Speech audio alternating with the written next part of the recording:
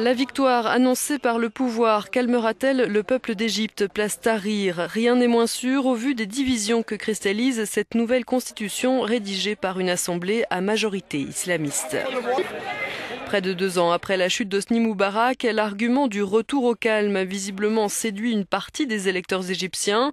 Certains sont allés voter sans conviction mais avec l'envie d'accomplir leur devoir démocratique. D'autres se félicitent au contraire de l'entrée en vigueur de ce texte. Je pense que cette nouvelle constitution est très importante, pour moi comme pour d'autres Égyptiens, parce que je l'ai comparée à celle de 1971. Le Front du Salut National, la principale coalition de l'opposition qui rassemble des mouvements de gauche, laïcs et libéraux, craint au contraire une islamisation accrue de la société et la mise en place de la charia en Égypte. Nous nous engageons à continuer notre lutte collective pacifique pour supprimer cette constitution par des moyens légitimes dès que possible, car cette constitution n'est pas digne des Égyptiens.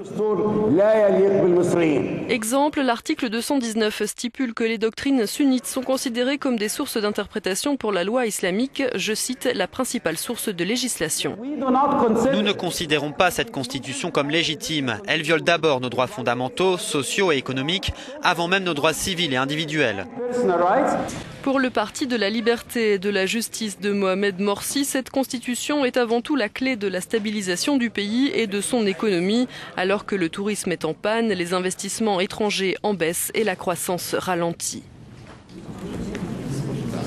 Le leader spirituel des frères musulmans dont est issu le parti de Mohamed Morsi a quant à lui appelé samedi dernier à une résolution pacifique du conflit, au lendemain de violents affrontements à Alexandrie entre partisans du oui et du non qui ont fait 6 blessés.